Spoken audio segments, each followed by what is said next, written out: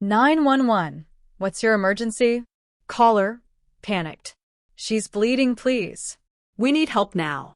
The leopard. Oh my God. She thought it would be beautiful. A powerful photo beside one of nature's most elusive predators. Something she could frame, share, remember. But in less than 10 seconds, Claire Bennett's dream unraveled into horror. Her scalp torn away, her neck slashed open, her ear hanging by a shred of skin. And the most chilling part? This didn't happen in a jungle. Not in a zoo. Not even in a wildlife park.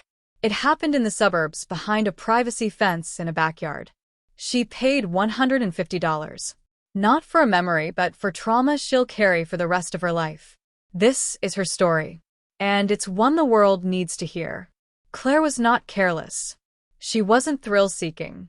She was kind, spiritual, someone who believed in energy, in healing, in the silent understanding between humans and animals.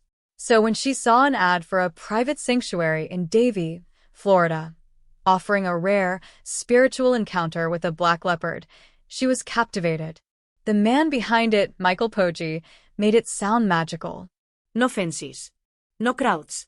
Just you and the animal. What she didn't know was that this wasn't a sanctuary. It was a backyard zoo. A side hustle masked by whispers and social media. And she was walking straight into it. Alone. It was early. August 31st, 2020. The Florida sun already hot. Claire pulled up to the house, small, ordinary, surrounded by trees. She stepped through the gate. No wabbers. No trainers. No medical personnel. Just a cage. A predator. And a man with a key. The black leopard was waiting inside. Silent. Watching. Coiled. Claire stepped in. Heart pounding, but not from fear. This was something sacred to her. She crouched. A soft smile. Maybe she whispered to calm it. Maybe she reached out.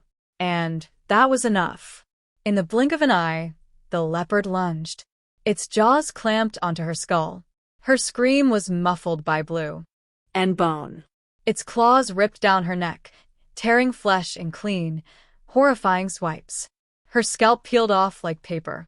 Blood sprayed the cage walls. Her right ear, nearly gone. And still no one helped. No handler. No protection. Just Poggi, watching in shock. When he finally moved, he pried the animal off. But the damage was done. Claire collapsed. Eyes rolling. Breath shallow.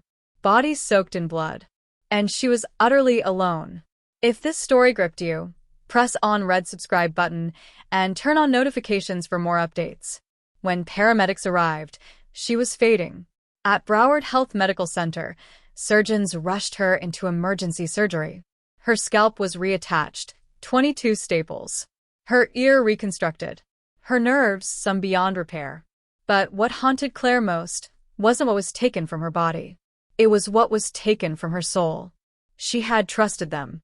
Trusted the man who opened the cage. Trusted the lie that this was safe. And that trust almost killed her. Investigators soon found what Poggi had kept hidden. He wasn't a zoologist. Not a trainer. Not even a licensed exhibitor. He had been housing exotic animals, leopards, kangaroos, monkeys, in residential neighborhoods for years. No permits. No inspections. No safety barriers. Just cages. Cash. And Instagram DMs. And Claire? She wasn't the first guest to walk through his gate. But she came closer to death than any before her. Still, when questioned, Poggi showed no guilt. He said it was consensual. That Claire had paid to enter. But how consensual is it when you're standing unarmed beside a wild predator? Claire's attack wasn't just tragic. It was part of a much bigger, darker problem. Across the U.S., thousands of wild animals are being kept as pets, in garages, sheds, and fenced-in yards. There are more captive tigers in Texas than in the wild worldwide. And yet, little oversight, weak laws, even weaker enforcement. This underground zoo culture hides behind terms like rescue and sanctuary. But they're not rescuing. They're selling. Selling danger disguised as wonder. People like Claire walk in seeking peace. and walkout shattered. Claire survived. Barely. But parts of her face remained numb. Her ear? Disfigured. Her nights? Sleepless. She used to meditate in nature. Now, the sound of a cat hissing makes her freeze. Mirrors became enemies, and dreams became traps. Poji was fined. His leopard was seized. His operation was shut down. But the system that allowed him to operate? Still standing. Still broken. That cage may be empty now, but it's not silent. It echoes with a warning. Because somewhere, maybe even next door to you, another predator waits behind a thin fence. And all it takes is one more person willing to pay.